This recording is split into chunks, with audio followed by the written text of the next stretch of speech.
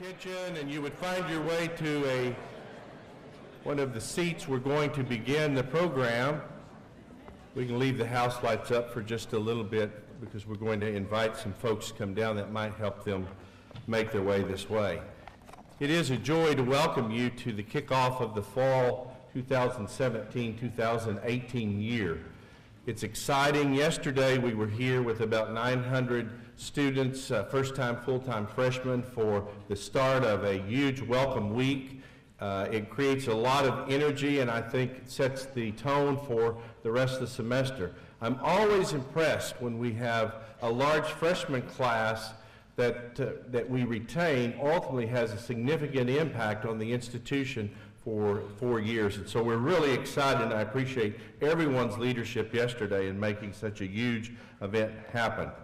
I also want to recognize today that there are several of our employees that are at their duty station today. They're working to provide direct services and are unable to attend. So I do want to say thank you to those folks. I hope that they'll have an opportunity to see the recording of this program, and certainly that you will share information with them a little bit later on. And so thank you to those that are out there. I think we're all thankful for the cool weather, right? The rain, exactly. Who would have thought this was August the 15th, 2017 in Oklahoma? Could have easily been 106 degrees. So for our guests from China, this is not common for us this time of year, but we're thankful for it. I'm also impressed that the rain has come and all three of our campuses are beautiful. The rain helps, and I also know that facilities and grounds do a lot of work. So we're so grateful to have the opportunity to start off this semester with cooler weather. At this time, before I do some introductions, I would also like to introduce my wife, Penny. She's here somewhere. There she is. So welcome, Penny. We're glad that she's with us. I'm sure from now on she'll just be grandmother, right? Grandma. So that's important. It's my pleasure now to recognize the Tulsa Teachers Credit Union for providing refreshments this morning. I think that we have with us Debbie Stover, who's the branch manager, and Kristen Bayless to come forward. But let's thank them first for providing all the refreshments for you.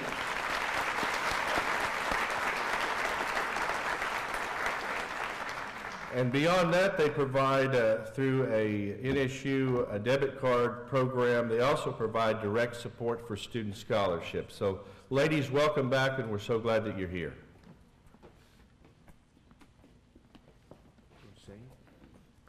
Thank you, Dr. Turner. We're glad to be here. We have lots of exciting things going on at TTCU. I could spend hours and hours telling you about them, but I won't. This is our school pride card that Dr. Turner mentioned. If you have a checking account with TTCU and you have one of these cards, every time you swipe that card, TTCU makes a donation to NSU, which is the real reason why I'm here. I'd like to present Dr. Turner with a check for $6,000 from TTCU.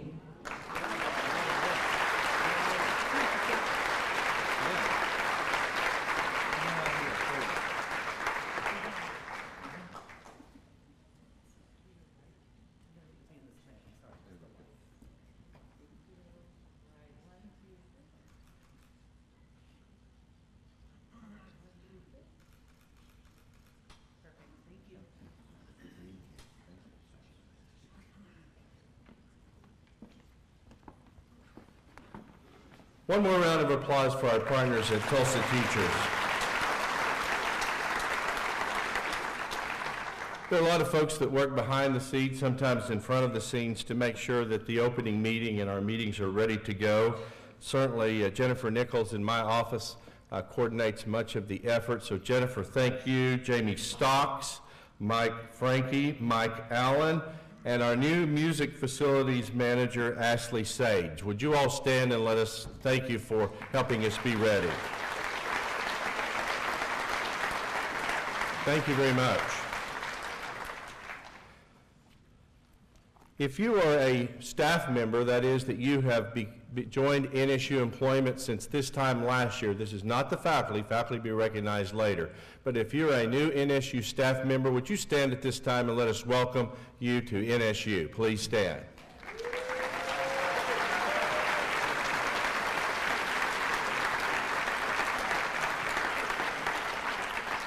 Thank you so much. Let's go to the program. If you would allow me a point of personal privilege.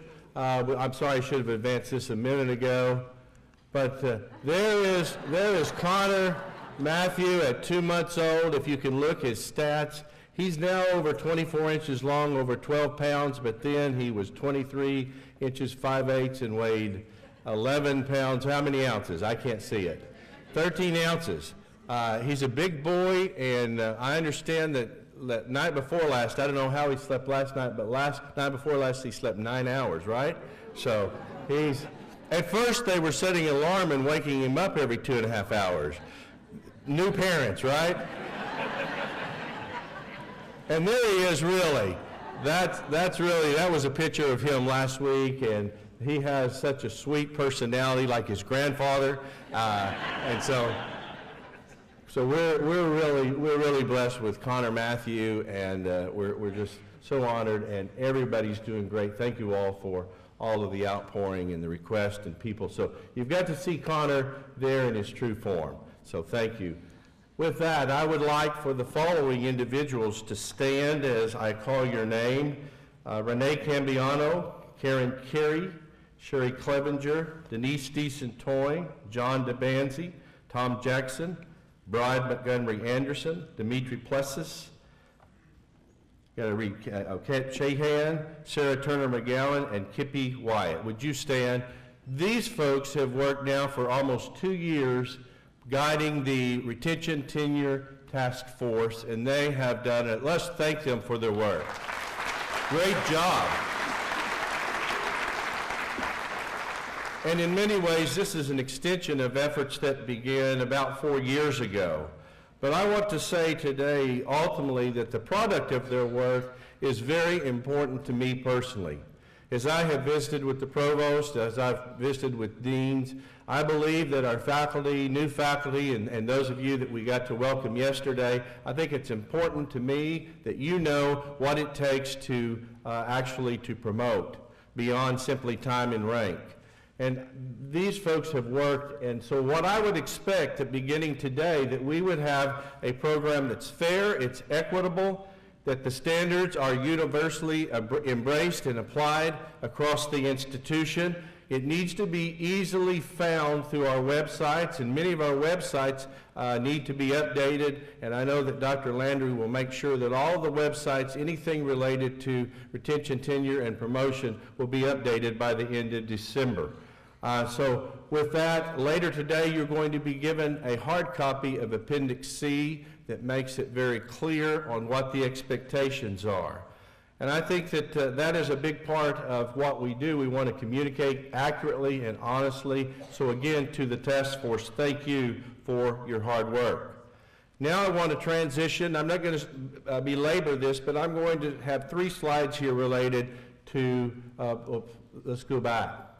This is the state of the state as far as the state of the budget. You can go back, and of course in 1999 we did not have the campus at Broken Arrow, and so there was a little bit of an offset with the negotiations from the breakup of the University Center at Tulsa. But in fact, you have to look, and our appropriation this year from the state of Oklahoma is almost $700,000 less than we received in 1999. Yeah, I hear the gasps. But yet, the expectation is that we would produce at a much higher level, in fact, increase degree production by 67% by May of 2024. Here, oops, I'm sorry, this has got a quick trigger, doesn't it? I apologize. Here's for the system. This is for the state system. So if you look at this, you're going to say, okay, basically, 2016, the system got $963,810,000 last year, and now $773,600,000. The interesting part of that is also the lowest since 1999, and these dollars are in nominal dollars. This does not include inflation during the time. Some of the economists and others will tell you that inflation has accounted for close to 40%. So these are nominal dollars. So you can see how far, as a state system, as 25 institutions, we've been set back. It's almost as if the state has given up on one generation. of folks. So we're hoping that things will change, and in fact, I would say, as I've said to smaller groups, the anti-higher ed rhetoric during the session this past spring was less than at any time in the last 3 to 4 years. There are those that are recognizing that higher ed is one of the movers and shapers of the state. It is one of the biggest economic development drivers. However, at the end of the day, we had almost $1 billion hole to fill once again, on top of a $1.3 billion hole the year before, on top of a $612 million hole the year before that. So we're hopeful that a special session may do something. How do we spend our money? How do we spend our money? Really, it's about 51 point something, almost 52% of our money is appropriately spent on instruction. You don't have to read all the others. If you look at the blue on the right, most of our money is spent on faculty and teaching. And that's the way it should be. Here's another way to look at it. How do we allocate dollars at NSU? Instruction is all the way on the left. Someone might say, well, what are the administrative costs? And if I can get the, that's about where is institutional support? It's about 8.2%. About 8.2%. Our institution, with the size it is as the 4th largest public institution in the state, Regents' policy allows our administrative expenditures to be 13%. So we are holding the line, we're spending our money, and student scholarship line out on the far end has gone up. So that's important that you know how we spend our money. Now here's the current climate, and I've introduced this in just a moment ago, talking about the state legislature. Some of you read this in the Tulsa World or the Oklahoma. This came out about 30 days ago. And it says currently 58% of Republicans and Republican-leaning independents say colleges and universities have a negative effect on the way things are going in the country, while just 36% say their effect is positive. Now, you can flip that. If you just go back 2 years ago, those numbers were in fact flipped. In other words, that there's, according to Pew, 58% don't think that colleges and universities have a positive effect on the nation. And I think there's nothing that's further from the truth. And I expect, regardless of anyone's political affiliation or lack thereof, we've all seen the value, the life-changing value of higher education. However, to ignore some of the rhetoric, to ignore some of the comments that are being made, to ignore some of the research that's being done, slanted or not, would be foolish. So we need to pay attention to that. Let's go on. The Grapevine study, some of you have tracked out of Illinois State University. I look at this. Now, Illinois study, the Grapevine study did not look at fiscal year as we started 18. It really just looked at over the last 5 years. And it's a little bit skewed, I would say, but the results are the same. If you recall, in 2016, they took 10% of our appropriations, but they did not change our base funding. They just took the money. As we started fiscal year 17, they took 16%, and this year they took 6.1%. So the reason you're seeing from the Grapevine study is 17.8. That does not include that adjustment for the base, because if you put all those three together, it's about 32%. Still, the truth of the matter is, Oklahoma has now won the race to the bottom when it comes to funding. We have had the most significant disinvestment of all the states. And I find that really interesting when you look at the states that have also, look at the gap between Oklahoma and Louisiana. Only 5 other states have also reduced appropriations during the same period. And look at the gap. Louisiana 11.5, we're 17.8. What we used to say, and I'm not being offensive if you're from Mississippi or Louisiana, but we used to say thank God for Mississippi and thank God for Louisiana. Now our appropriation, West Virginia 10.9%, Alaska 6.7%, and even Kansas, with the huge political shift that's going there, has only reduced funding to higher ed by 1.8%.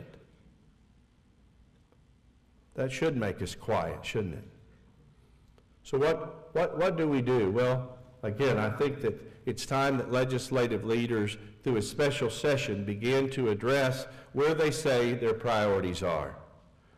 I think you could go back as you could look here we are, you could look in the books of Matthew and Luke and recognize that it says, for where your treasures are, there your heart will be also.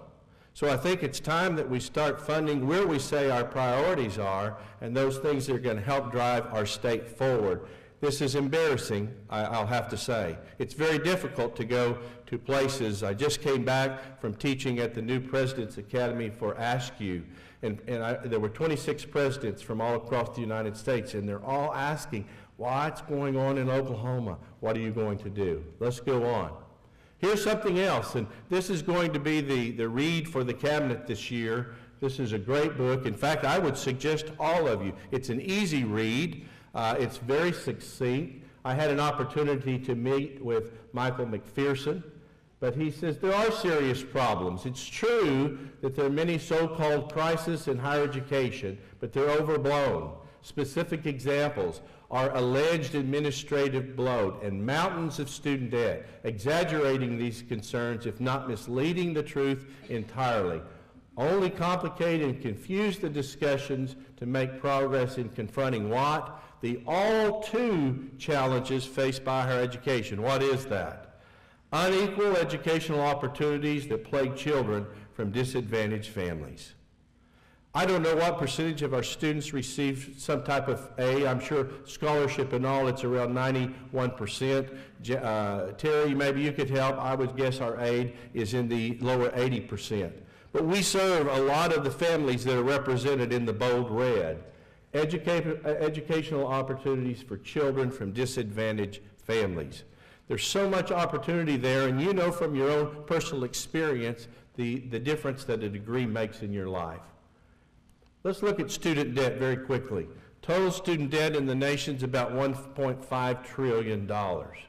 7 out of 10 students graduate with debt.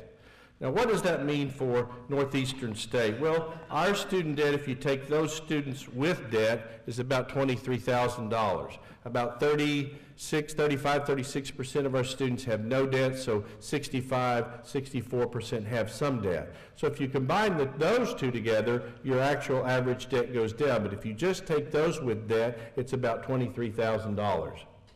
Now, by the age of 30, Americans, those of you that have a bachelor's degree versus those with a high school diploma, your average yearly earnings go up to $20,000 more than just a high school diploma. So if in fact it is true that everyone had $23,000 worth of debt to earn their degree, what's going to happen by age 30?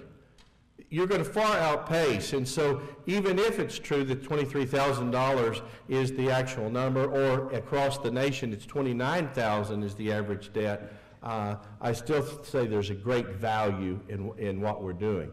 $97 billion are borrowed by parents, and I think that's important. So just to know that student debt, the reason we're getting a lot of national attention is because it is a big number, $1.5 trillion.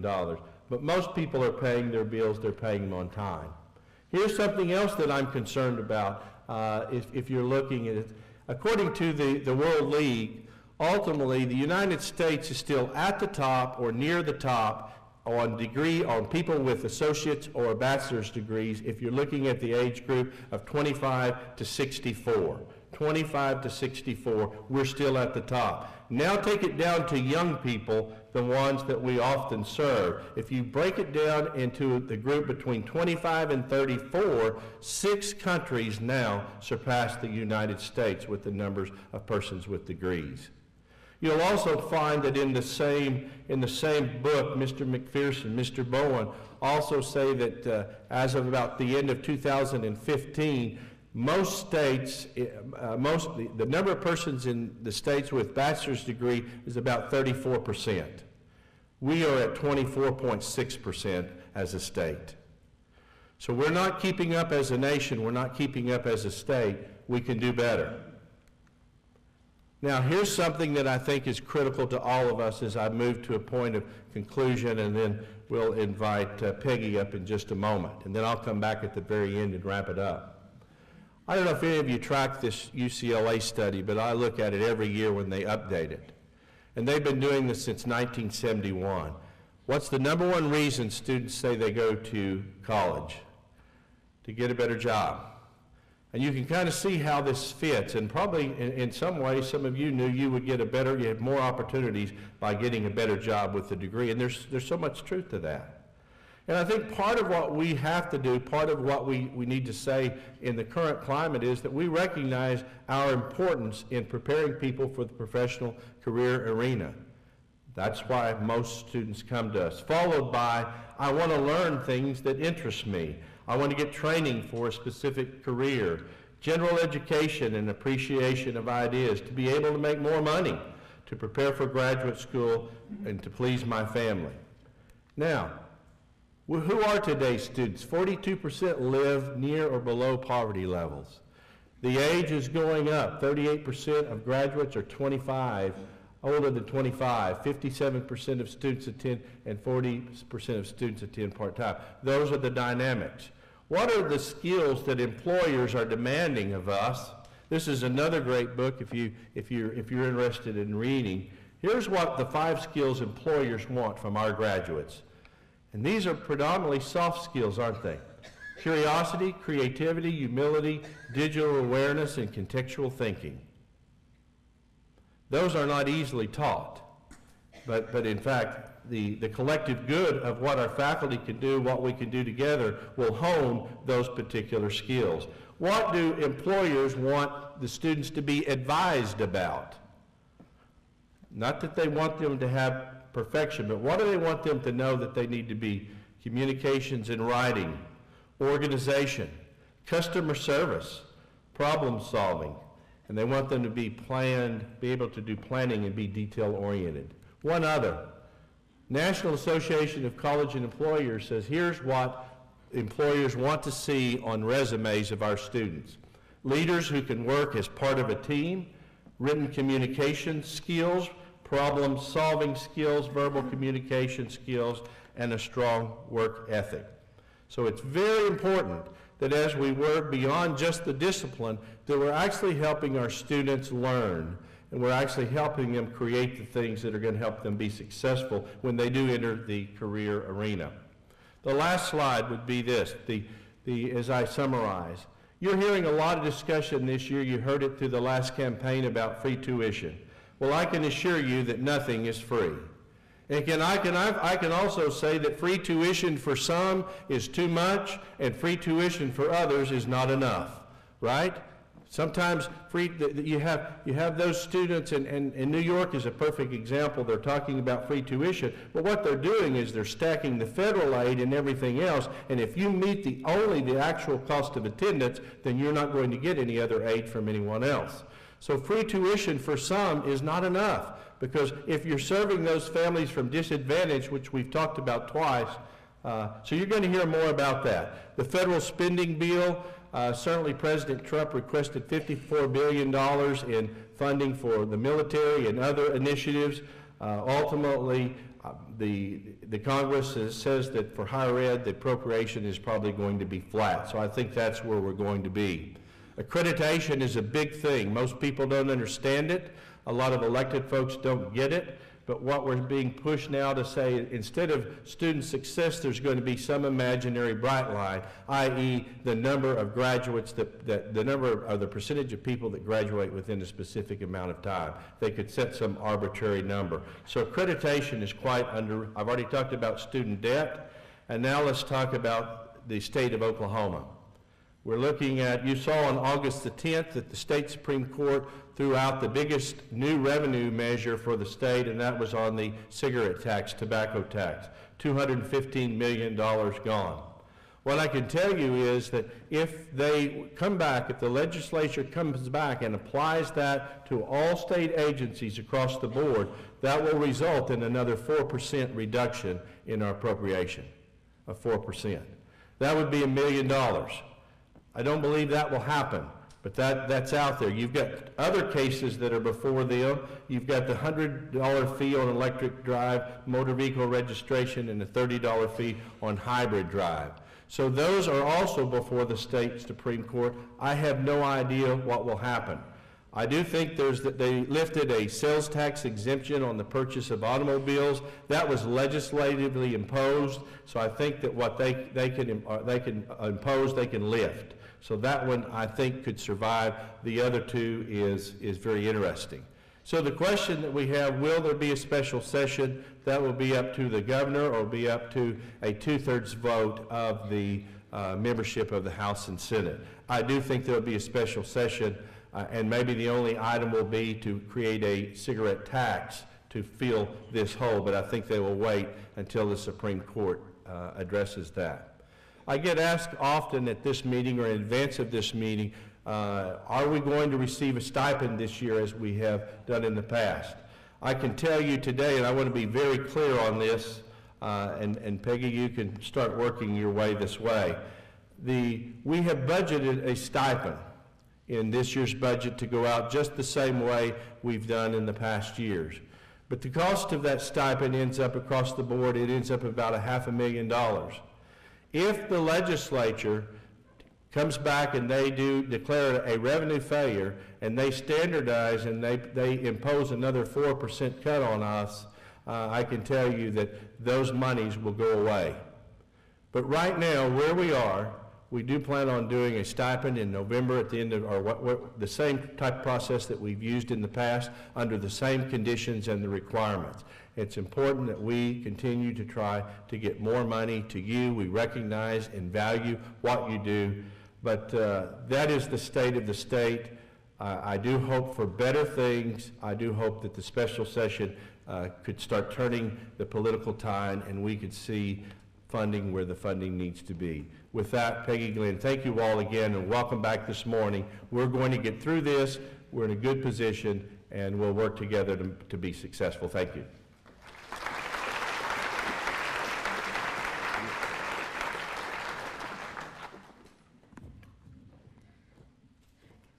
Good morning. So the first thing I want to do is bring you up to date on our campaign. It's called Preserve Our Past, Ensure Our Future.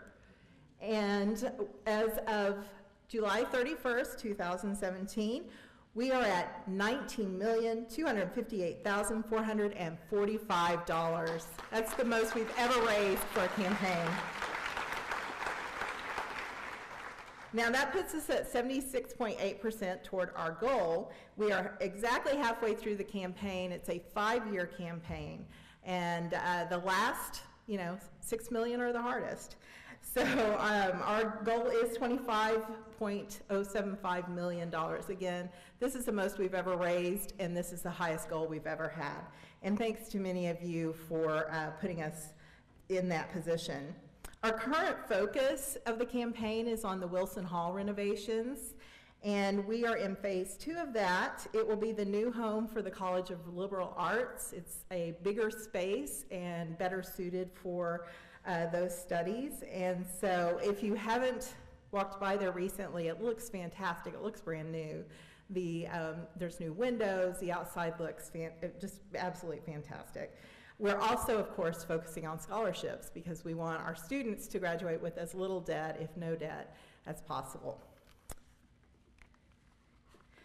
So also, one thing I wanted to bring to everyone's attention is the fundraising for private contributions policy that NSU has and has had for many years. I think a lot of people probably just aren't aware of it. And so I just wanted to go over the fact that all fundraising activities, all, must be cleared through where? The Office of Development at NSU. And if you'll skip down to the contributions from fundraising activities, again, all private contributions made to benefit NSU must be endorsed to and deposited with the NSU Foundation. So please remember that as you are thinking about ways to raise extra funds given the state budget. And we will, Molly Turner and I in our office will be giving a presentation tomorrow at the Community and Collaboration Day on fundraising and some of the things that our office can do to help you. So please attend that. It's the first session in the morning. So I wanted to talk a little bit about the dog days of summer. So that is, in case you didn't know, it's the time when the bright star of Sirius, which is the dog star, rises and sets with the sun, so you actually cannot see it during night. Now Sirius, remember Sirius Black in Harry Potter, who was the dog? Your Sirius radio is dog radio. But our ancestors observed that dogs really felt the effects of the dog days. They were more susceptible to madness. And we all know that during the dog days, we get maybe a little lethargic, you know, the heat gets to you, or if it's cloudy and rainy as it has been, that kind of gets to you. So it's, you know, the dog days of summer. But by today's estimation, those days begin on July 3rd, and they come to a close on August 11th. So what does that mean? The dog days are over. I wanted to introduce you to a couple of pups that have come into my life. The one on the right is Buddy, now known as Max, rescued by the Turners, and now has a new home here in Tahlequah. The middle is a family that has no other connection to NSU other than they walk at the NSU BA campus with their dogs. And so they purchased a commemorative bench, and we set that for them 2 weeks ago at NSU BA, and there's each of their pups. They unfortunately are moving to Seattle soon, but wanted to leave something in commemoration of their great times at NSU BA. And then the ones on the right are my pups, and that's Ellsworth in the back and Martell in the front. I did not name them, so I just went with the names. So because the dog days are over, I wanted to present a little song by Florence and the Machine. I'm slowly moving up my repertoire. We had Participation based on Anticipation by Carly Simon from the 70s. Then we had a little rap from Eminem last year from the 2000s. And so now I'm moving up into at least this decade. So there is an audience participation part. You'll hear it on the track. It's basically, can we practice that?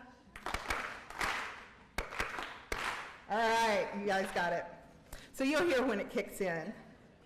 So I can't really move this mic because it is wired up, and I hate to do it behind here, but we'll go with it. Ashley, can you start the track? It's got a long intro, sorry.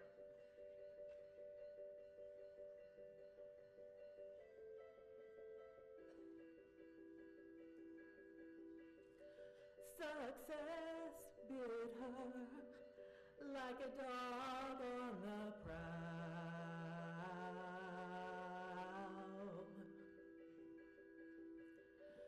Coming towards her, stuck still, no turning round.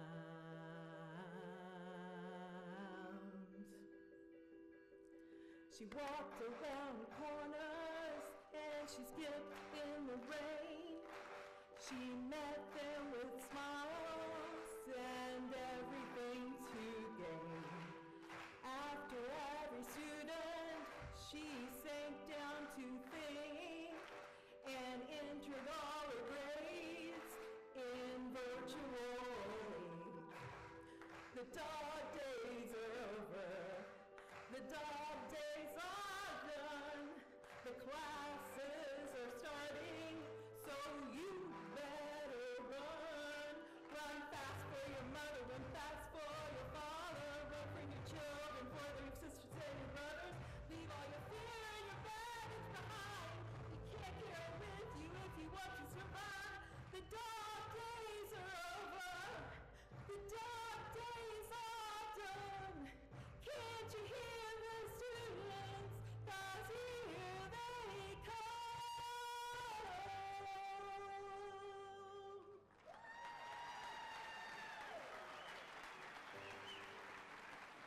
Thank you.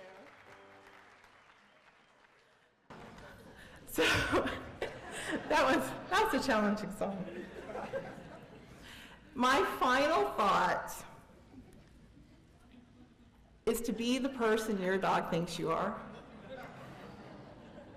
So that little pup is 19 years old.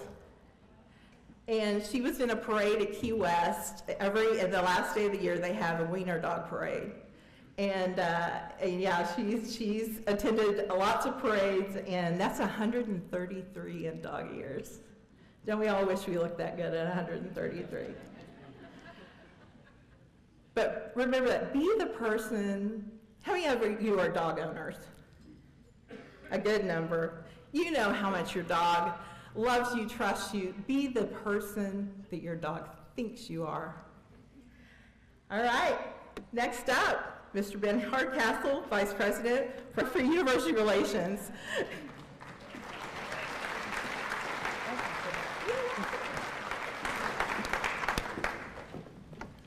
Yeah, I can follow that. That's not a problem. Morning. It's a pleasure to be here today. So the president talked about his grandchild. Peggy talked about her dogs.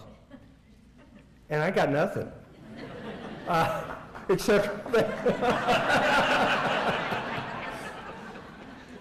Except to report about the last fiscal year and the upcoming one. And I have to say that it's really a pleasure to be here this morning. It's just a few days from the start of classes. The president mentioned that this auditorium was virtually filled with incoming freshmen who are very excited to be here. And why would they be excited? Well, it's because they have some anticipation about what this university is about. And that didn't happen with a mailer or with an ad, or that happened because of years and years, decades, over a century of dedicated employees. And it's hard to believe it, but this will be my 5th fall at NSU. And I'm proud to have been involved in such great occasions like this, and to have played even a small part in some of the many advancements of our university. And all of us, everybody here, is very fortunate to be able to work together for a common purpose. And again, I'm honored to be here and to provide a brief recap of the last fiscal year and to look ahead at 2018 for university relations. Today is the informal birthday, if you will, of our mobile-friendly website. In 2015, with the amazing work of NSU IT, we managed a complete overhaul of our website in just 90 days, and that was quite an accomplishment. Now, it's easy to take this tool for granted, but it's a framework of who we are and what we do to tens of thousands of visitors and, of course, our staff and our students. Now, the accuracy and the utility of nsuok.edu is a shared responsibility, and I appreciate the efforts of our university relations staff, of IT, and the many web managers at the department and college level. Not everybody understands, I think, that it would just be impossible with the staff of one and now 2 people on the university relations side to keep all of the web pages up to date. And so we have a system of web managers at each department and each college. There is training that goes on, but the accuracy and value of our website is largely dependent on the work of the web managers. Now, our division has modified our organizational approach to some of these efforts, and we have repurposed a job position so that we can have more hands-on resources to continue to improve our web presence. Now, a brand new addition to our website is our interactive map. And I believe that this will significantly change the way that information is shared with our students, our potential students, and the broader NSU community. Excuse me. Now, you can see there in the frame that we, very small, of course, but we have Tahlequah, Muskogee, and Broken Arrow. And if you go to the interactive map and really spend some time with it, how many have had a chance to take a look at it so far? a handful. Hopefully that will increase. We've worked with an outside vendor, 3D Concepts, and with the budgetary support of Student Affairs, the interactive map allows us to organize our information by location. Now, let me tell you what I mean here, is that when you click on one of the buildings on the map, say administration, and you click on it, you get an information box. And in that box, right now it's just populated with a little bit of information. But things like office hours, what's in that building, what are some phone numbers, where's the website? Imagine if that little information box, what could it include? And the answer is almost anything that is digital. Anything you can click on can be in that box. And think of all of these buildings on all of our campuses with all of these opportunities to click on it. And so this is information that for the most part we already have. It already exists on a website. It already exists someplace. But it organizes it so that if you're going to a building or looking for a building, then you'll be able to find it. And speaking of looking for things, on the map itself is a search box. And that's where the power of this tool really comes into play.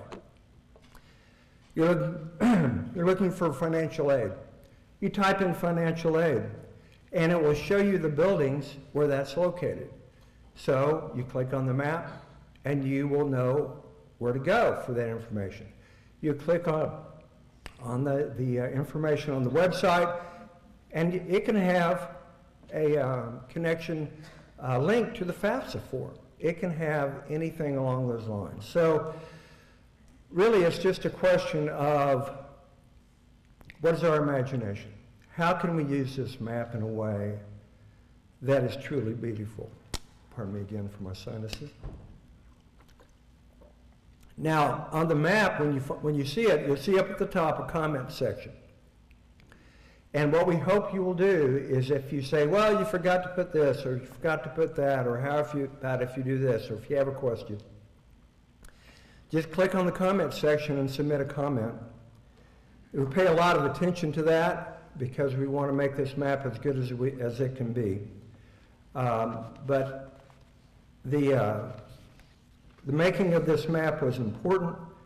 It is something that I think can change the way we do business.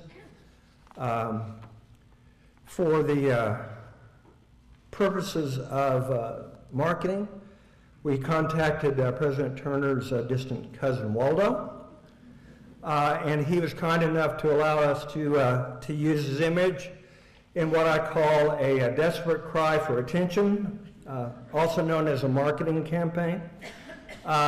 We've had some success so far with it. We've had several hundred students who have played the game already and won a fabulous prize. And maybe just accidentally on purpose, they may have learned a little bit more about how to use the map. So we're off to a good start in promoting the new approach, and I hope that you will spread the word. And we will continue to produce printed maps. We'll have the 3D rendered map. But I hope that that the need for different maps, and folks, we have a lot of maps out there. We've got some maps that were copyrighted in 2003. So I hope that, that this interactive map will help alleviate the need for a whole lot of different printed maps. Taking a look at some of the highlights from FY17. In terms of recruitment marketing, we, for the first time, differentiated our campuses. What does that mean? Well, we used to simply have either all three campuses mentioned or not mention any campuses. And it was all a generic campaign. And now we do differentiate. And because of digital marketing, we are able to send certain messages to certain geographical areas. We're also doing more program-specific marketing. With so many different programs, it's hard to say, well, which ones do you choose? We work with academic affairs on that, and we'll continue to do that as we make those suggestions. We use a lot of digital marketing, and there are some that question that, but I can say that the main reason that we make that investment that way is because we can see if it works. You can measure the impact of digital marketing, and one way is by conversions. And so we know, and we can tell you the percentage of people who at some point have clicked on an NSU ad from digital marketing who have gone to the apply button. And I can tell you that that number increased significantly last year, and we're continuing to look at ways to monitor how we do. We also have invested last year in radio. We're going to continue to do that.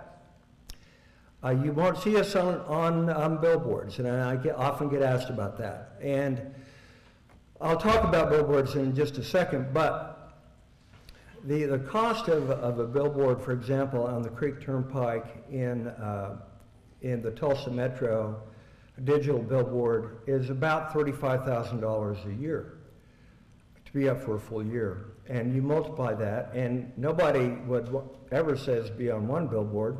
So if you're on one, you really ought to be on 5 or 6. You do the multiplier. And then trying to measure the effectiveness of that is impossible, really, almost impossible. So, and if any of you ever have questions about why we do recruiting, advertising the way we do, I'd be glad to speak with anyone about that. We use Jordan Advertising to do our purchasing, and we do all of the creative in-house in cooperation with student affairs and recruitment. Some other highlights are online service requests. If you need a service provided, and I won't go through the whole list from up here, but I'd say the best thing to do is go to the website, search University Relations or Communications and Marketing, and you'll see an online request form. And you can see most of our services can be requested online, and we're continuing to make progress in that area. All right, speaking of outdoor advertising, we do have a few platforms.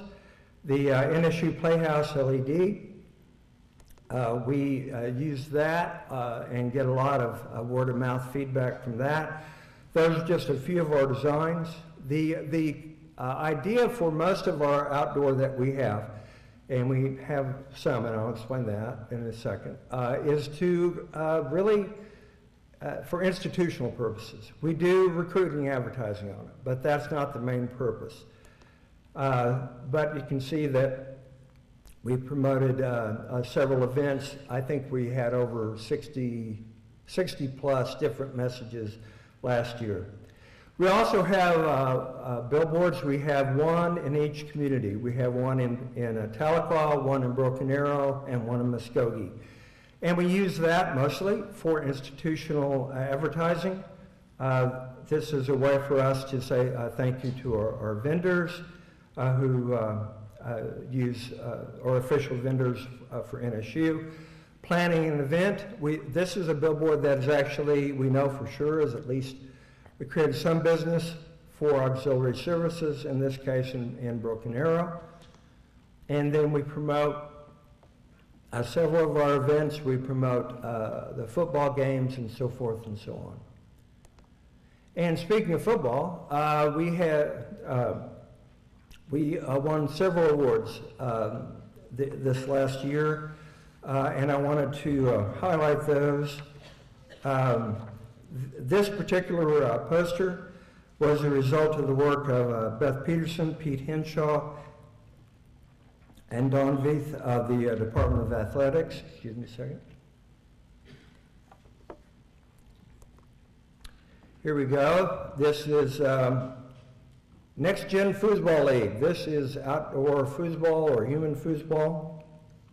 And this was a design from Lavina Patterson, and I will put in a shameless plug The first Tuesday of every month, we have an open scrimmage at the very large human foosball table at the fitness center. We call it First Foos Day, of course, and this is inviting all of you to engage in that.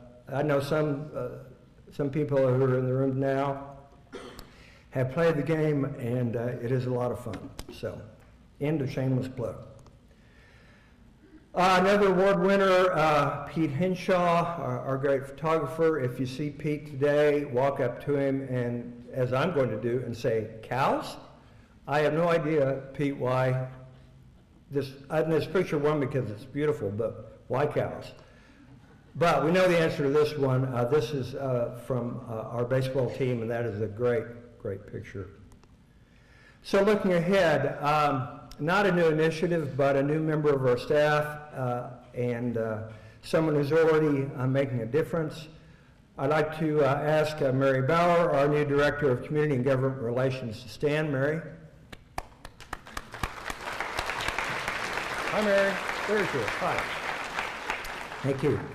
And just a couple other things for 18. We're going to have an update of our graphic standards, which will be pretty ho-hum for most folks, but those of you who are involved in communications, it will help provide some guidance, and I think our staff did a great job of making that happen.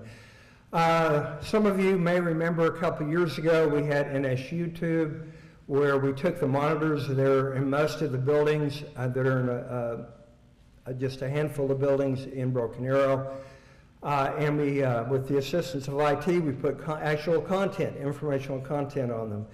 The infrastructure for those monitors, not the monitors themselves, but the back end of it, if you will, it was end of life, and eventually we had to literally pull the plug on it. But we're trying to find a way to reinstitute that so we can have campus informational monitors across the campus. Also, we're looking at the proliferation and continuous downpouring, if you will, of emails, campus-wide emails. Certainly they are important to departments, but the impact, particularly on students, one of the impacts is, guess what? They don't read emails. And so we're looking at that. It'll be an inclusive process, but we're looking at, is there a way for us to be able to still allow people to disseminate important information, but not have just the tremendous number that we currently have. Two other quick projects. We have over 3,000 videotapes in various formats that have been accumulated since the 1980s. 3,000. And most of them are either unlabeled or they don't capture their work tapes or so forth. What we're doing, one by one, we're looking at each one of those videos, and we are setting them aside. Archives will be involved in helping making the final selection. And then we will, over the course of several years, we will convert selected videos to digital so we can actually see what's on them. Because right now, as you know, with various forms, it's impossible to know that. You may have noticed that we have a different design that we use on some of our banners on the Tahlequah campus. We're looking at possibly using an additional design in other places on campus. We will continue to use the classic Gather Here, Go Far banners, but we will kind of use some accented banners throughout the campus as well. So I just want to say thank you to everyone who is here, everyone who is on campus that provides support for university relations, and also say thank you to our staff. We have a relatively small staff. They do an outstanding job, so we appreciate that very much. Thank you. And now Christy Lansall will be next, Vice President for Business and Finance Administration. Thanks.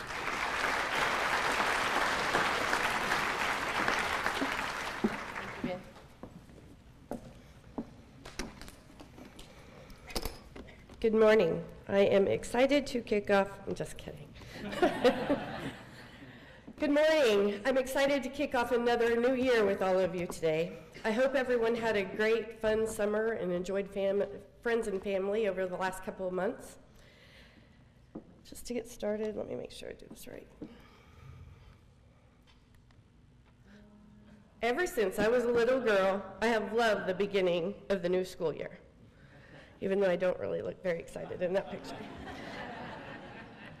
I grew up a Navy brat, and my family traveled a lot. I attended 15 different schools before graduating high school in Tulsa, Oklahoma.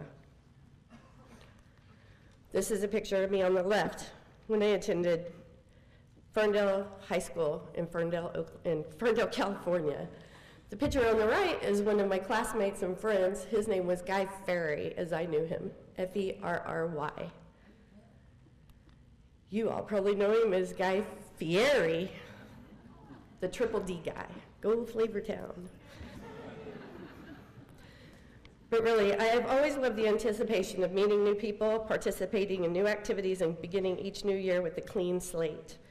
For many, today's opening meeting marks the first day of a new school year.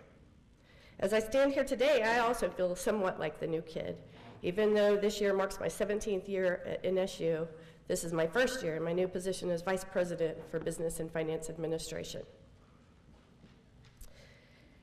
Although I'm very honored and excited, I'm still somewhat anxious, thinking through all the newness of the position and the challenges we all face ahead. But I know if we all stand together, we can work to move NSU forward. Major budget cuts, 25.5%, 32% if you take into account the mid-year reductions they cut us for last year and the previous year and last year. This forces us to continue to use our resources with vigilance and care. Despite these cuts, though, our financial position remains strong. Our employees and departments' level of care is even stronger, as I hope to share with you as I outline some of our area's progress over the last year. I will begin with information technology services. As the slide says, they had over 8,200 help desk tickets that were completed last year, 38,000 help desk phone calls answered. For all you numbers people out there, that's about an average of 153 calls a day.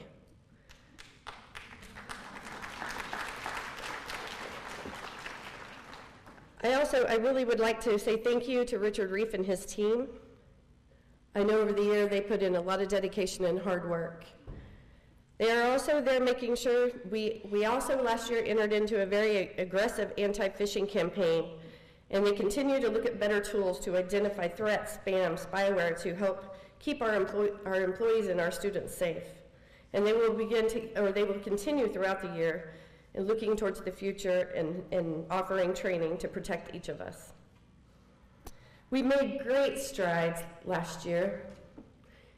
This is huge. I know I probably don't express enough, but we increased our connection speed by 10 times what we started with last year.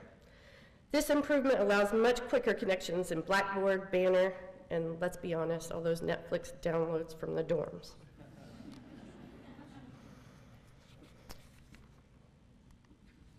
Last year also, we replaced 2,600 new computers as part of the new computer replacement plan. It's been in service now for a few years. 600 new computers will also be rotated this fall to complete the migration to Windows 10 in Office 2016. I do want to make sure I remind everybody that we did move from a 3-year replacement plan to a 4-year to save cost. We are also very pleased and excited to tell you that we have completed the first web conferencing room in Web 614. We refer to these rooms as super rooms. This is one of 5 that we intend to have. There will be one more added to the Tahlequah campus, 2 in BA and 1 in Muskogee. We have also upgraded existing smaller rooms, which we call huddle rooms, which will accommodate a smaller group.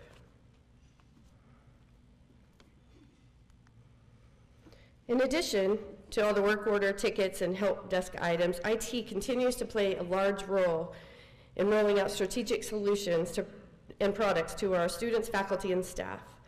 In addition to implementing state mandate changes, updating banner upgrades and patches, maintaining ongoing annual support, installing new products like document and imaging software, Concur Travel, College Scheduler, and other software support solutions, just to name a few, keeps our IT folks very busy throughout the year. This slide says it all. I cannot tell you how huge this is. We are so glad that now we can say we now offer full wireless internet coverage in Lozier, Cobb, Courtside, and Seminary Suites. There are now 902 wireless access points on the NSU network, and also all of the dorm rooms are equipped with their own routers so they can plug in directly. Again, probably not PC, but it's for, so they can download all their reference materials or all those gaming things, on their Nintendo and Atari machines.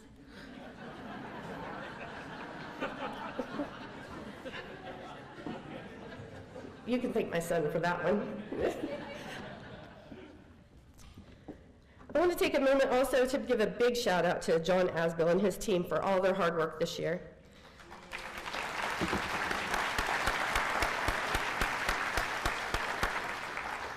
My ultimate goal, not just today, but going forward, is to be able to tell our story with as much pride and enthusiasm as John does for his employees in his area.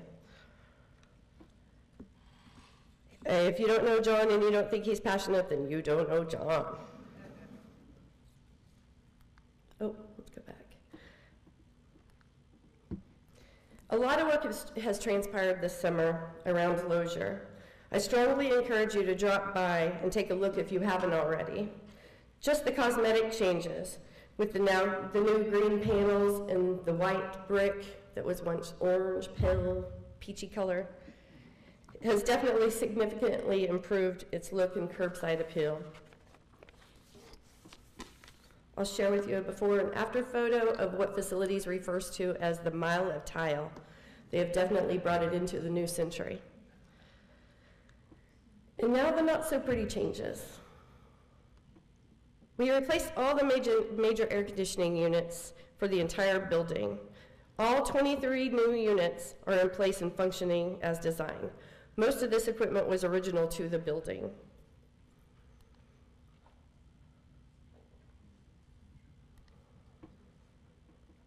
Also, all the new roofing is now complete. Some of the new roofing was also original to the building, or some of the old roofing was also original to the building. We expect to cut energy cost by these upgrades by 1/3. These projects now complete our $15 million housing investment over the last few years. We were also recognized this year for the Landscape of Excellence Award from the Tahlequah Garden Club. Our landscape crew is awesome. Randy Conrad,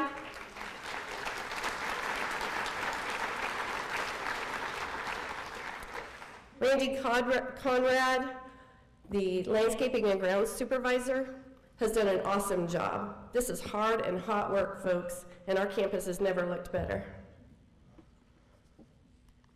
Now on to our beloved Seminary Hall. In 2015, Chief Baker and Cherokee Nation officials committed to contributing $4 million over 4 years to ensure NSU's Oklahoma historic iconic symbol of education will be preserved and celebrated for years to come. Our selected architects, Seltzer and Schaefer, completed their initial investigation of the building, and you may have seen them around the summer in bucket trucks or crawling in and out of crawl spaces. The next step is to produce a field examination or investigative report to Cabinet, and construction should begin on the exterior renovations this fall. With some loose bricks identified on the building, we've already purchased, and we will be installing some netting in the next couple of weeks. As Peggy mentioned earlier, Wilson is beautiful. It looks awesome. Fundraising continues, and we will begin phase 2 very soon. Phase 2 includes more interior demos, asbestos abatement, and the structural and interior framing based on academic programming needs and space designed by the committee that was assigned. Garrison Memorial Fountain is also another example of John's area's constant improvement in their beautification efforts. The fountain received a facelift and structural repairs and is now equipped with LED lighting to change colors also for all those homecoming events. No more green dye needed. There has been all a buzz around downtown Main Street, and everybody's wondering what's going on. The storefronts will be receiving a complete facelift and redesign. Demo is now complete, and the new storefront glass will be installed very soon. Again, physical plant continues to do its part in reducing the energy footprint. Our usage is down by 18.7%. Our most recent energy savings numbers total more than $250,000. That's over 6 positions, folks, that we were able to keep. Our most recent energy savings numbers total, I just said that, sorry. With the installation of new LED lighting, new roofs, new state-of-the-art boilers, chillers, system controls, these numbers will only continue to grow higher. The physical plant team completed over 11,500 work orders in addition to completing nearly $10 million in capital projects and continually make the campus better.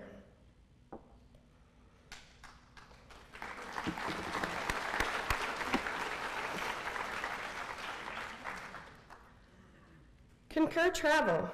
Our Concur Travel software is fully implemented. Our accounts payable supervisor, Cindy Bendabout, her team, and help from IT worked countless hours to get this project completed. I do want to point out we are only one of 2 schools that have successfully implemented Concur software, the other school being OU, and they've spent thousands of dollars in programming efforts to get the product up and running. And they did to do what our folks did internally. We are very proud of them, and we will continue to roll out more training throughout the year for those interested. I do need to make a note. Travel reimbursement deposits. Direct deposit will be mandatory as of September 9th. If you wish to opt out, it's not our choice now. You would have to request a form from the state, and they would have to approve. Just wanted to share this so you could be familiar with this logo. We now offer office products through Sundance Office, and they have agreed to deliver directly to your doorstep, so no more waiting for the courier service to deliver once it's dropped off at the warehouse. They are licensed and bonded, and we also did our own background check so you can feel safe.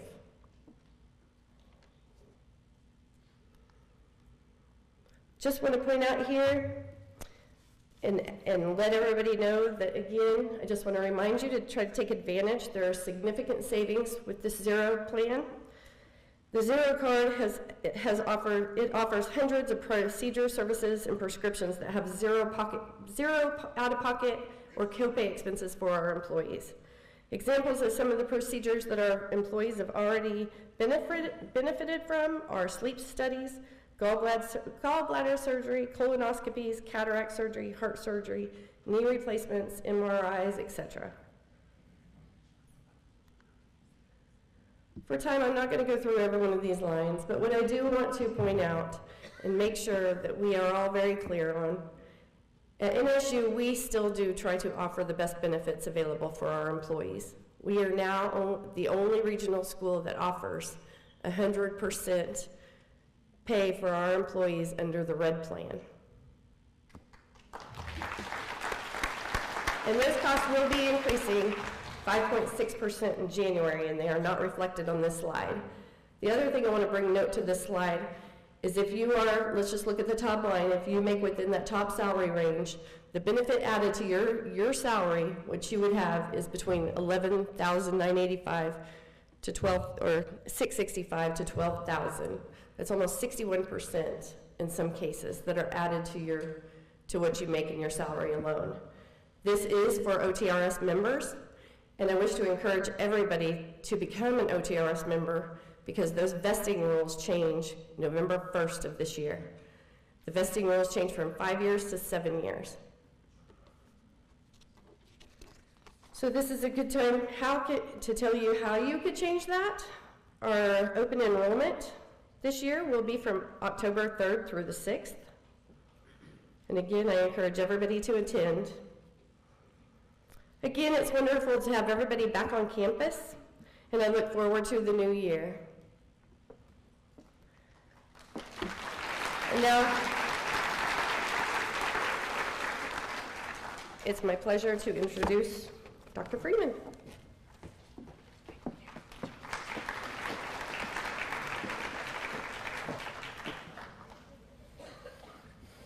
Because I'm shy and boring and lack enthusiasm, I brought props.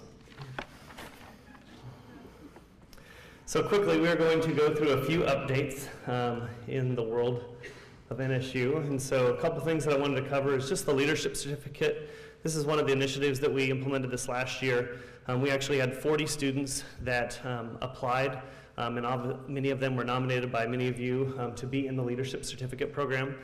I wish I would have thought previously to put a picture up here of the group, but it was one of the most diverse group of students that you can think of from our institution in the sense of the different types of students that we serve on NSU's campus. And so that was one of the really exciting initiatives. 35 of those students actually graduated with their certificate. This coming fall, we will be doing Leadership 1 certificate again for our students for probably the next crop, and then we'll also be doing a Leadership 2, which is kind of like a mediary leadership certificate program. We'll also be rolling out a career services specialization leadership certificate. It was one of our dreams is really trying to really focus in on what kind of soft skills, I think Dr. Turner mentioned this in his thing, and trying to figure out different ways to enhance the educational experience of our students, and the leadership certificate program was one of those major initiatives, and there were a lot of folks that were involved in that, so thank you for that. Another one is the Routing Resource Room. People probably remember the food pantry, NSU Food Pantry. That was over in the UC. We now have relocated the Routing Resource Room over into Lozier to have a larger space because we now no longer just have food. We also now have clothes and school and office supplies. And so if you wish to give donations to that, you can just drop that off at student engagement, or they will come and pick it up in your office or wherever you would like them to get those things.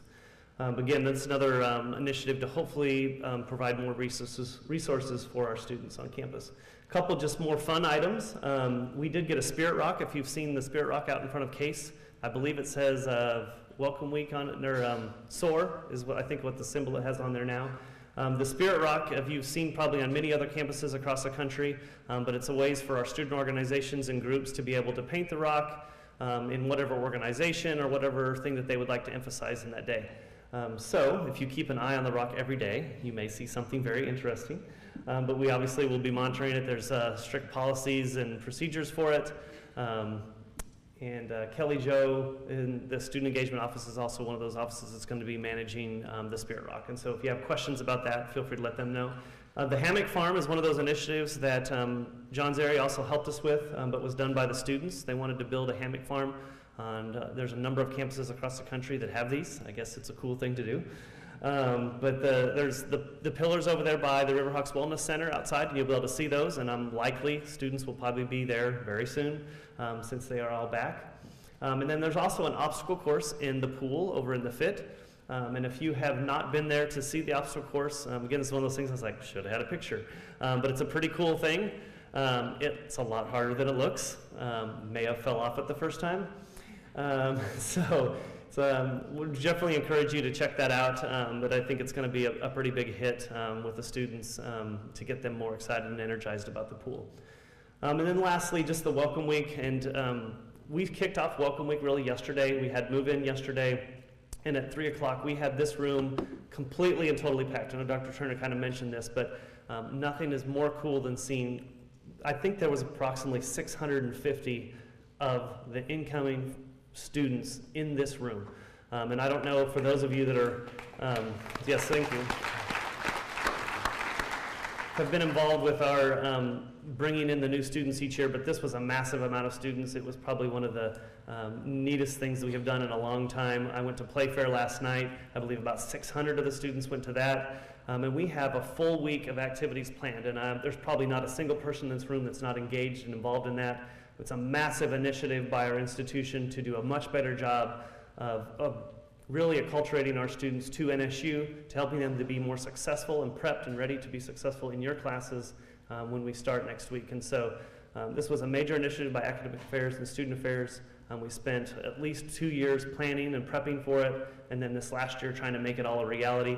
It was a combination of developmental education courses, the university strategies, and the Welcome Week initiatives and orientation to really make this a pretty massive event. And so you're going to see a lot of energy around this throughout the week, and it should be a major difference maker for us with our incoming students and the retention of them from first to second year. All right, so real quickly, just some of the more boring pieces, but things that are also important for us in moving forward. The UC is probably going to see some pretty major changes over the year. You're going to see some of them, but we have now a Mexican concept downstairs, and so I will let you see it. Senor Sabrosa is downstairs, and then we're also have a Chick-fil-A has done a revamp this summer. So those are the two things that have been done so far. And if the Senor Sabrosa is right by where World of Wings was at. So for those of you that are familiar with that. So they did a little bit of moving things down there. All the same concepts we've had in the past, but now added the Mexican concept down there as well. And it will be a la carte. Other thing is that Starbucks is also going to be in the UC. And so for those of you that have went up to Flows and a big major user of Flows, we are actually going to be moving Flows downstairs in a shape, form, or fashion, but it is actually going to be a much bigger, expanded store. And so where UC administration is now is going to be moving upstairs to the 3rd floor. We didn't show you that picture because it's not very exciting. But if you want to see basically the layout of this, you can see where the actual storefront area is, and that's where all the UC administration offices are at. And they're going to break out all of those walls, and it's going to be some massive seating areas, and there's actually going to be an external door, and there's going to be a patio out front that will wrap around the front. And so the dream is that anybody, whether they're community members, faculty, staff, students, will be able to pull up, order their coffee, get it, and grab it and go. We will also hopefully have a much more enhanced experience for our current students, and much more of a kind of a hangout space for them, and bringing much more traffic into the UC. And so that's really one of the biggest things that we've been able to do. And so if you're asking where the heck is this money coming from, Dr. Turner donated his paycheck for the next 25 years for that. So I'm just kidding.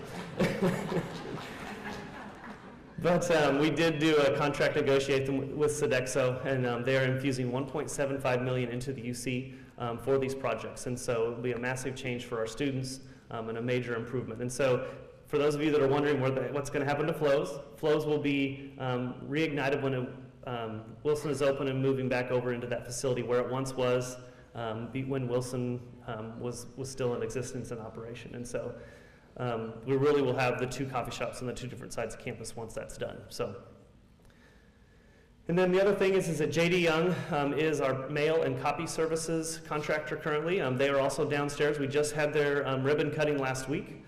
They will actually bring massively enhanced services for the campus and also even the community from the print side. We'll be able to do much more things. They'll do price matching. They'll do different things to be much more successful for us as a campus and hopefully cut costs down. You will probably see no budgetary impact from the changes across the board, but we did see a budgetary impact from the positive side with them taking over our mail services. And so that's a major change and a positive improvement for the campus. We also have people counters in the UC. We've never really been able to track how many people are going through there and and those kind of things. And so that's important for us to know how successful we are in driving more students and traffic into the UC. We also have tech in all the meeting rooms. And so when you have meetings over there, you used to have to order specific things, and then you have to deliver it and make sure it was there. It's now already there. All you got to do is plug and play. It should be very simple and ease of use. And then lastly, we are also moving the ID card office over into the UC, into the front area. Since the UC administration offices are going to be moving upstairs, we no longer have a front presence. And so we're going to be having a welcome desk out there out front, right near the bookstore, and the ID card office will be right there as well. That will be hopefully done very soon. We'll probably have a temporary setup for the fall semester as we kind of finish out that project. Loggia renovations, I know that Christy really covered all of these things, but really the major thing that I wanted to highlight is we have talked a long time about enhanced services on campus for our students, and this has been a major project for us to improve our ability to retain students on campus, because we know that the students that stay on campus have a higher retention rate.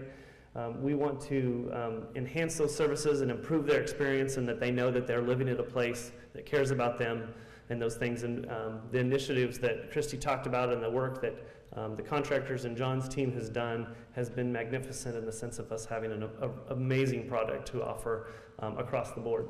And one of the projects that Christy didn't talk about was we also replaced the roofs, all the roofs over in Seminary Suites. And so there's been a lot of time and energy put into making them have a much better experience in the sense of from Maslow's hierarchy of needs and feeling safe and secure in the place that they live. The last thing that we did was a divisional day of service. This was something that we did from a student affairs standpoint only, and invited all of our staff to come work, and we did a lot of landscaping stuff over near Loggia and the Seminary Suites, and moved furniture and painted and cleaned over in the UC, and it was actually one of those really cool things where you're like, I wonder how this is going to go. And a lot of the staff really enjoyed getting out and doing something different from day to day, but I also feel like we got to experience a lot of different things from John's world, and I think they were very appreciative of us being able to take some time and doing that. And so reason why I wanted to bring that up is that we're actually going to try to do an institutional day of service for all our faculty and staff, hopefully sometime in the fall semester. John's organizing all of those details, and so that'll be something new that we're hopefully going to bring to the campus and should be a very exciting initiative. The last thing I wanted to talk about is recruitment and enrollment.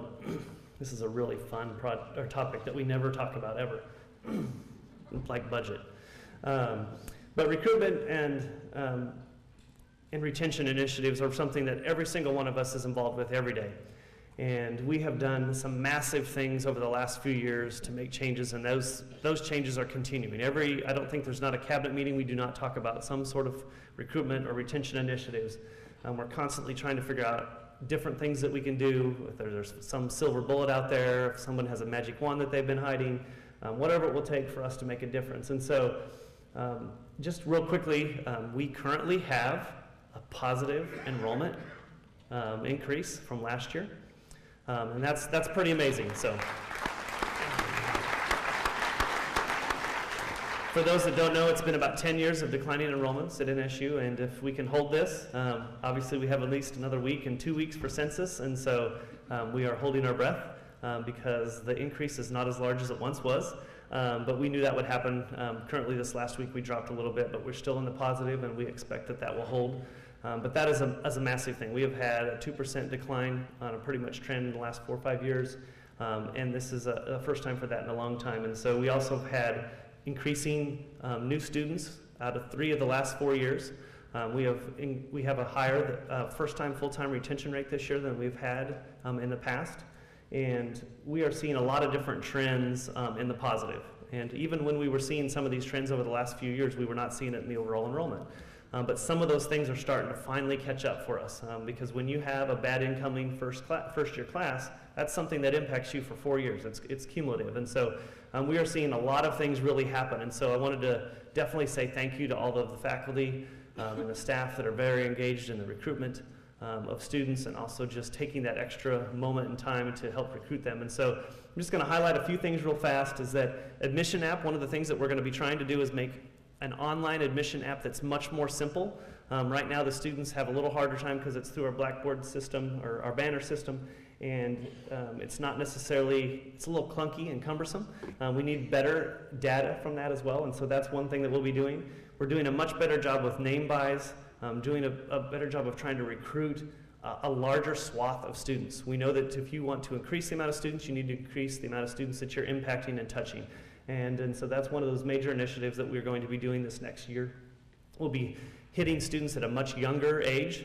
For the most part, we focused primarily on juniors and seniors in the past, and we're going to try to start tapping them much earlier also in their career.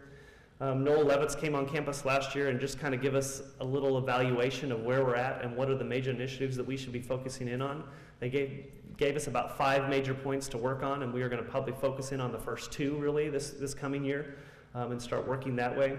The My Majors, we have tried to do a much better focus of trying to help our students figure out what their skill set is, what their interests are, what their passions are in their career. And the My Majors is a change we've made this year so that when they complete the evaluation, they will target them into a specific program on our campus. So we've loaded in every single program that we have on campus, and it's something that's sent to every incoming student over the summer, and it's built into their source sessions during the summer to hopefully help them get them filtered into the programs more quickly and appropriately into what their passions are. Hobson's Outreach, that's our communication software for incoming students. We're able to build in their targeting messages and emails, and it can be specific to every program on campus. It can be specific to colleges and finding out what their interests are. And so the more we can know about those students when they come in, the better we can do at communicating them with their specific interests. The Retention Committee is also, we have been doing the PNC Academy and the Assessment Academy over these last few years. And the Retention Committee is kind of a rollout of all of those different things and pieces and trying to pull in all of the things that are going on across campus. Because we know we do a lot of different things, and it's trying to get all of those things working together to make the greatest impact for our students. Civitas, I know that Debbie's going to be speaking about that in more detail, but big data makes a major difference on how well we can target our retention initiatives. The Degrees of Excellence, Dr. Keller has been heading up this, the assessment committee for, I think it's like last 4 or 5 years, developing all of the degrees of excellence. But the learning outcomes, 5 major learning outcomes across the institution for all of our students has been a major initiative that we'll be rolling out very soon. And then I'm going to touch the early alert system last, but the eCampus online support service is also another major initiative. Is that we know that we've been trying to do much more outreach with online classes, a greater repertoire of programs that are all online. And we know that, as Ben talked about the web services, we have to do a better job of supplying online distance support services for our students. And that's one of those major initiatives that we will hopefully have rolling here within the next fall, where they will have a chat box, a live 24/7 chat box where they can get questions and answers about things about NSU. And we'll be building that up this coming year. And if it's successful, we'll continue to enhance that in different departments and those kind of things. So very major initiatives trying to improve our retention and recruitment of our incoming students. The last thing is the early alert system. For those of you that don't know, we've been using MapWorks for about 4 or 5 years. We then went to a Beacon when MapWorks had some slightly logistical issues. And we now have contracted with MapWorks again. We will hopefully get that up and running here in the next, or sometime this semester. I don't want to say when. Richard said he could do it over his lunch break, and so we should have it probably next week. But honestly, that's been one of those major projects that we know that we've been trying to get working on, and so that'll be a much more faculty-friendly way to send alerts on students that you're concerned about in your classroom, so we can do a better job of outreaching to them and hopefully helping them be more successful. It also will work across the board, and so we can get all the other departments that have support services to integrate within that software and communicate much more effectively about ways to reach students. And so with that being said, is that recruitment enrollment is a major thing. And so I'm not sure how many of you have heard the story, the starfish story. It's a classic story about an individual who's walking on the beach, and over the night the storm came in and washed up all of these starfish onto the beach. And he's walking around and throwing the starfish in slowly as he's walking, and somebody walks up to him. He's like, "What are you doing?" And he's like, "I'm throwing starfish in, I'm trying to save them." And they're like, "But there's thousands of starfish on this beach. What are you wasting your time for?" And he's like, "Well, I'm making a difference in that one." And so if we can get you to think about the work that you do every day, is that yes, there are a lot of students here. Not all of them are going to be successful, but if we can make at least a difference in the individuals that we interact with on a daily basis, that's going to make a major impact. So with that, we are going to have a little something for you all. So we have some shirts for each of you. So we're going to kind of throw out, not each of you, but we're going to throw some out.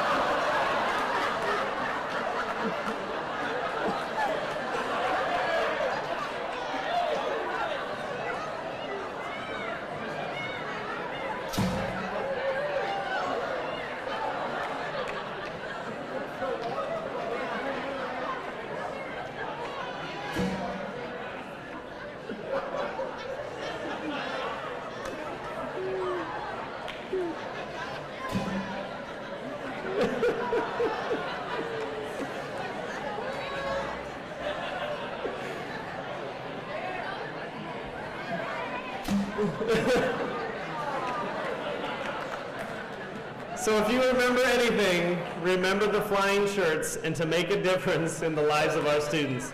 Thank you guys so much for everything you do and making NSU great.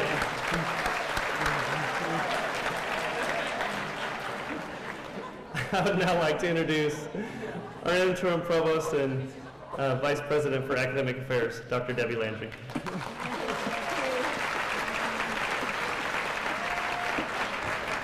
Hello, everyone. It is great to see you this morning. I'm already, I know I'm last because probably I'm interim, quote, the freshman, but I thought it was because I had the most slides.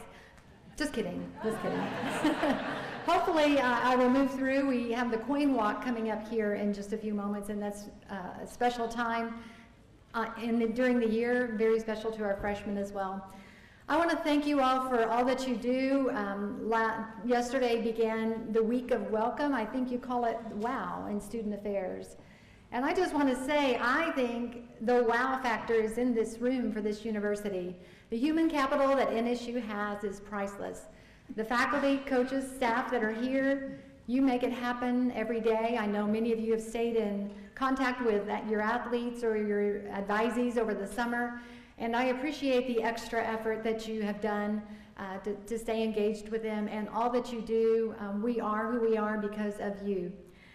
That being said, I have no pictures. I have 5 grandkids, whoops, and 4 dogs, but you'll have to think about that because I have no visual, but next time I'll get better.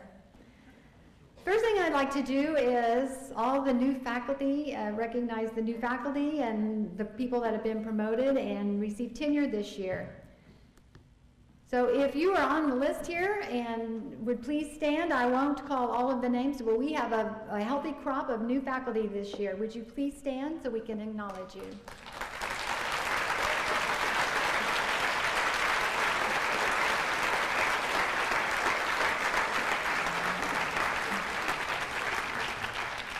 We thank you for choosing NSU, and I thank the department chairs and search committees that were diligent in their efforts to bringing such a quality group to NSU this year. We have a lot to celebrate here, don't we? We have several people that have earned promotion. If you have been promoted this year, would you please stand and look at your names on the list?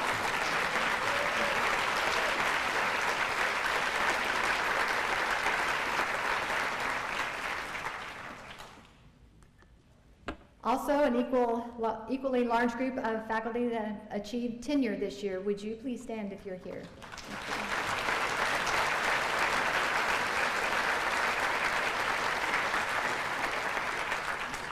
And President Turner mentioned earlier that the RTP process, Appendix C, has been updated through the hard work of a fine group of individuals. Today, we'll be going around to all of the colleges. I'll be speaking a little bit more about that during that time, and each of you will have a copy of Appendix C then. The next group that I'm not sure if a slide, yes, there it is. If you completed your doctoral degree within the last year, would you please stand? I didn't have all of the data, but would you please stand?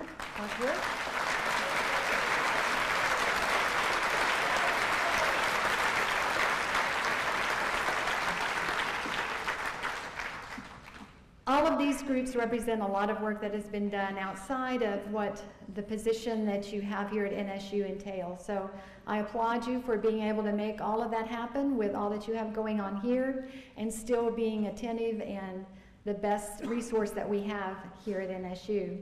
You know, driving in this morning, I went past the stadium and the event center, and while it was light out, it was just barely light, but I could see it looked probably the football team, the coaches out there, several staff, some leaning a little bit more into their conversation with their athlete.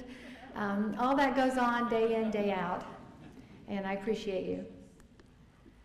Just a few more of our software updates that I'd like to provide to you. Digital Measures has been in place since 2016. We have more than 9,000 logins from you, and it really helps us in assembling reports What it is when you present or update your credentials, you go in there and update your record.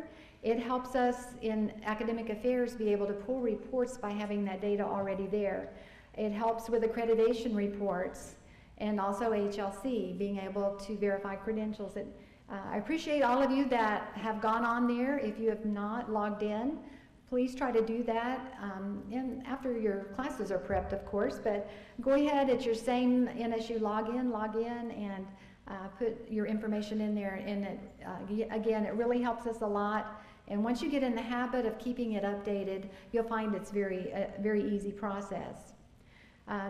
Some coming attractions for digital measures. We'll have some increased functions for customized reports, and it will eventually integrate with Banner, which will have faculty information in it, faculty load, and the schedules, all those other great details that we crave in academic affairs. Some other updates. Dr. Ben O'Feely, are you here? Let's see if, are you here? He could be busy doing some advising. He will be heading up the University Advising Committee that will help train our faculty mentors to work with our academic advisors. And so we have one representative from each college. The tutor.com program is in place. It was here last year, but we've had triple the number of students using it in the spring semester. So it's a resource you'll want to identify to your students as well. And the Native American Support Center was funded by a Title III grant awarded in October of 2016. It is open and ready to serve students. Dr. Freeman mentioned Civitas update. It's a software tool that will help us with persistence and completion of our students. It also increases graduation rates, so it's a win-win situation.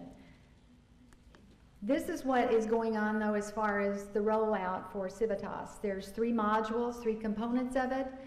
The student courses and insight. The first one, models to find the most powerful predictors of student success, and it's based on our own data here at NSU, our historic data, and it will help us identify when do we intervene, what are some trends that we may have developing, and just to fine-tune some programs if we see something evolve from that data. Courses will be looked at as well. Is there a certain point in certain courses where students seem to drop more often than others? Would be one example. What would be course information that impact persistence and completion? So we'll be looking for that, and also some signal flags that would pop up to tell us what can we do to make those courses more efficient, and giving some referrals to students that may need some help. And the third component, insight, will just be analysis of the data. Data is only as good as what you do with it once you have it. So that portion will help us, by looking at pilot and control groups, be able to make some tweaks if we need to, and also to help improve the quality of our programs here. So where are we right now? We have just finished the data validation portion of it. So the scientists at Civitas will begin building the NSU models, and the target launch date is mid-October. I won't provide a date either because it can slip away from us before we know it, but our goal is mid-October. We'll start with the student component first, courses next, and then Insight is the last one. Chalk and Wire, many of you also are familiar with Chalk and Wire. It's been on campus for a while. The College of Education has used it, I believe, ever since I came 14 years ago. The College of Business and Technology uses it as well, and so it's rolling across. It's a portfolio-enabled system, so assessments can be uploaded by faculty in there, data can be tracked.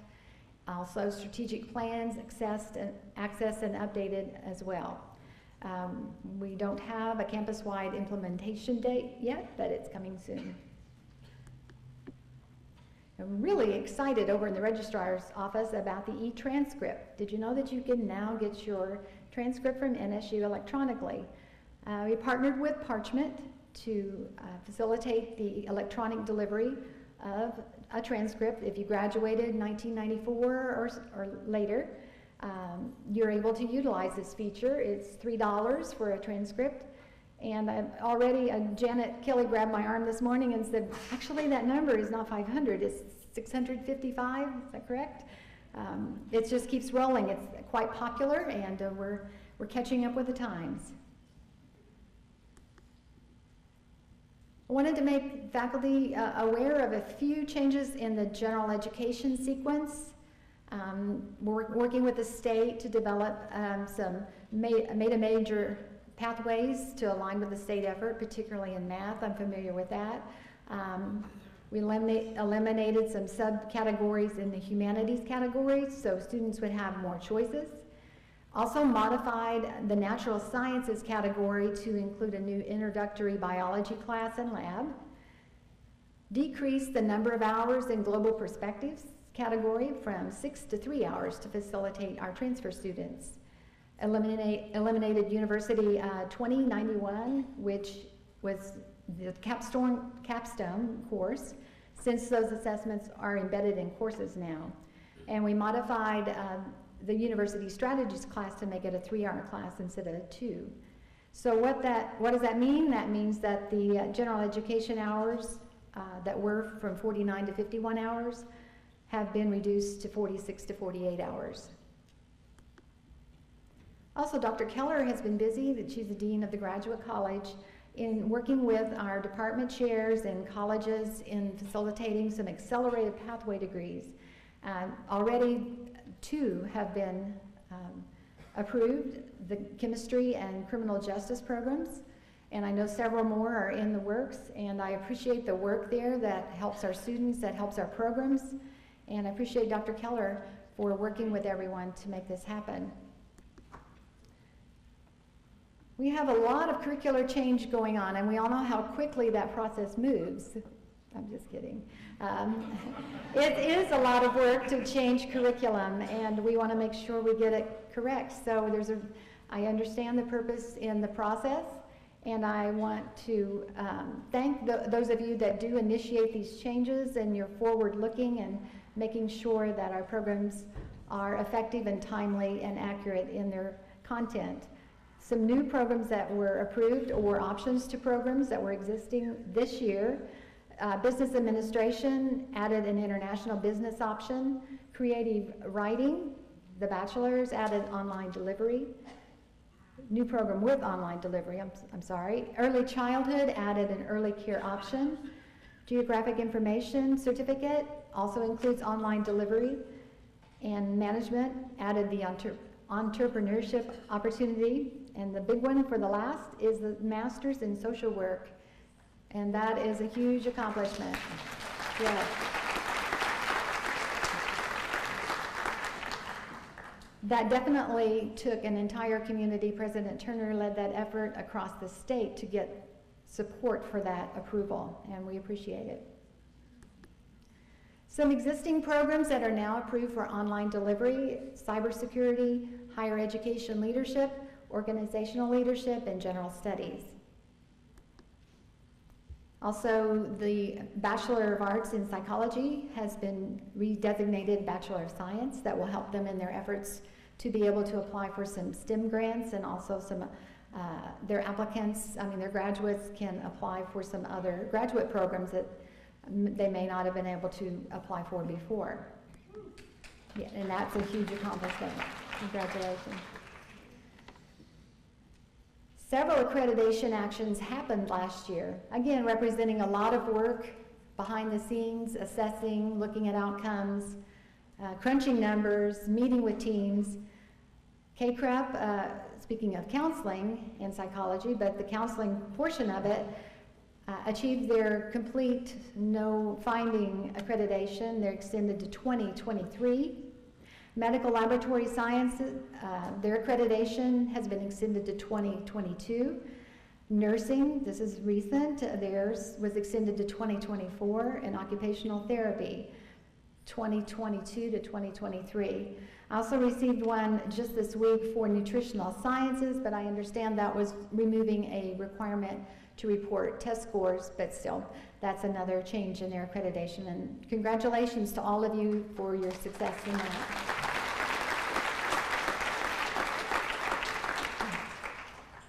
Looking ahead, it's never over, is that we have a few more teams coming in the next 18 months. Business is expecting a visit in the fall of 2018. Education also in the fall of 2018. And I know both of those colleges have been preparing for a number of semesters. Most have to have 2 semesters of data, but they've been preparing for the last 3 years. And then nursing has a visit this fall, 2017. So again, a lot of work outside of the teaching world and advising world going on to make sure our accredited programs achieve success and remain accredited. Tomorrow is Community and Collaboration Day. I hope you all join us in Broken Arrow. It begins about 9:20. There is a shuttle service, and I'm sorry, I'm not sure of the time, but I believe that information has been shared via email. Lunch, and a great speaker, Gemelch. Dr. Gemelch is coming to us from the University of San Francisco, and we'll have a track for department chairs in particular, but just being able to interact with him tomorrow will be amazing. So I hope you all are there tomorrow, and I look forward to seeing you then. Last year, I had the pleasure of going to China with President Turner. We visited countless, I get too many to count, universities, but several in particular were very special to us because we were working with their scholars to develop programs where their students would come here, ours could go there, and we've got a few of them here. If you are from Southwest University of Science and Technology, would you stand? I'm not sure we have any scholars here from SWOOST. I do know that we do have some scholars from Jinhua Polytech. Are you here with us at this time? Would you say, please stand?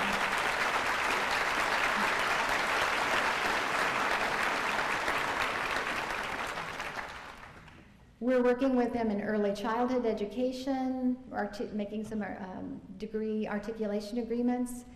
And it's just an honor to have you here with us. I know it's a long journey, and they just arrived last night, so I'm amazed that they're here for this riveting information that we're sharing with them. In the fall, we have some others, universities that will be here as well, but they're not here at this time.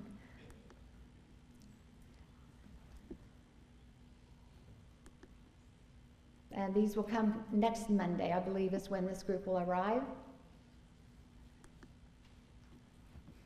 So without any pictures or grandkids or pets, I will now ask Dr. Wiles to come up and talk some more about HLC.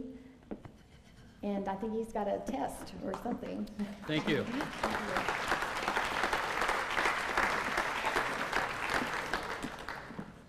Good morning. Let's talk HLC for a few minutes, because some of us probably have to go to the restrooms. The accreditation for NSU that opens the doors, gets federal money, and basically allows us to transcript credit, that's HLC. The accreditation for the last 2 years has been fantastic, and that's based upon your wow factor, as Dr. Landry says. In the words of the peer reviewers, you do a lot of really good things. That's a mark of excellence that's not seen anywhere else. I've interviewed and talked to other schools, more than 18, I'd say, in the last year. It's unheard of to have an outstanding, perfect review. As stated by the peer reviewers, they look for things but just can't find them. Our next step in the accreditation process is the quality initiative.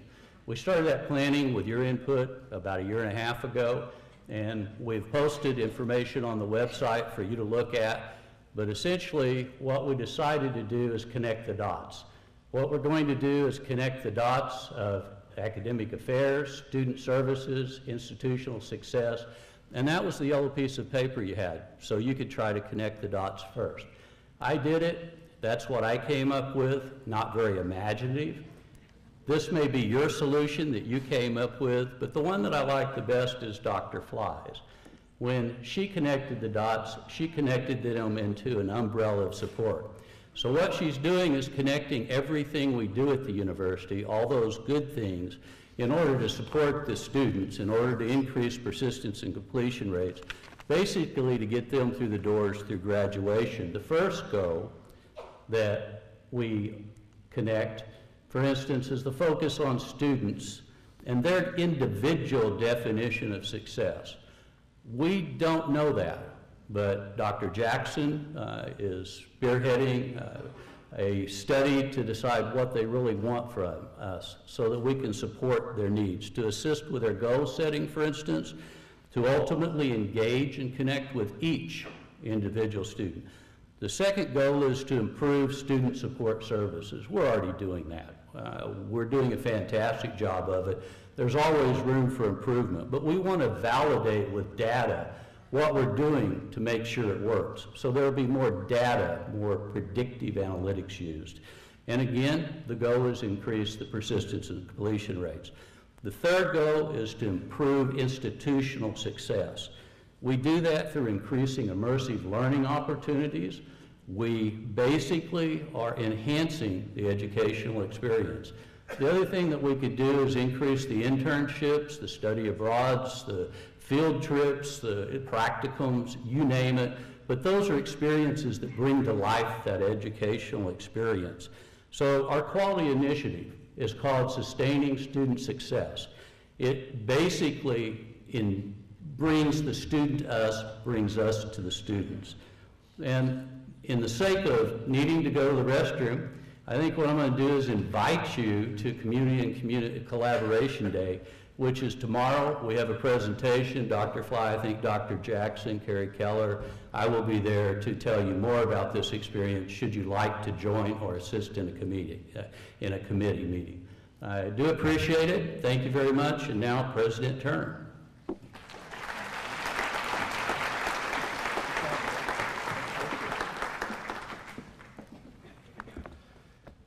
We said we would finish at 11. We have 2 minutes. I want to ask you to join me in embracing the components that are applicable to you. Please don't displace some of these reflections and opportunities on others or say that's not my responsibility. I think we have to step back and say, as we go into 2018, everything should be as easy as possible except the learning for our students. We use a lot of acronyms that we think everybody knows. We still put too often people in lines. We shift them from place to place. We need to make sure that everything that we do for our students, including transfer students, is easy. Access, financial aid. So ask yourself, what can I do to make things better? If I do that, I will be more student-centric. Student-centric also has applications in the classroom. Certainly there's pedagogies, there are things that each of our faculty members want to impart. But I think we also, with the students in 2017, those students we met yesterday, there may be some things that we need to focus on their ability to learn. I think we also have to recognize that students are savvy. They know how to take classes, but they don't often know how to learn.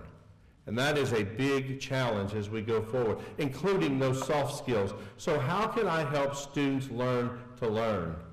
We have the ever-challenging call to increase quality while decreasing cost. You can watch our budget over the last several years. I don't think that quality has suffered, but certainly we've asked many of you to do more with less. And that's going to continue to be the call at the national and the state level, at least for the short period. I would suggest to you that government and philanthropy still have a role in public education. It is not just a private good. It is a public good to have an educated citizenry. And I hope that you'll get involved at whatever level that means to put that message forward. There's still a role to play.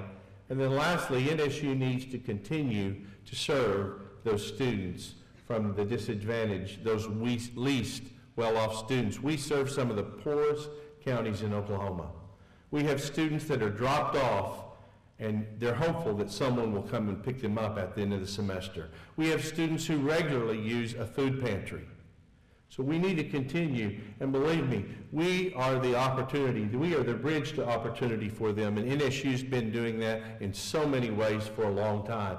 But look at those reflections and say, what can I do this year to make it better for the students, to be more student-centric, and that we can continue to provide quality, even in an environment that does not have all the resources that we certainly want. Let me wrap up with this from Tocqueville, who came here in 1831 to study so much of America. And he wrote a book, several books, but he wrote this in 1835. The greatness of America lies not in being more enlightened than any other nation, but rather in the ability for her to repair her faults. There's certainly some challenges ahead of us. You've heard those identified, but they're great opportunities. You've heard what's going on, and I applaud each of the cabinet members and those people that direct reports. You've seen what's taking place, and you're a big part of it.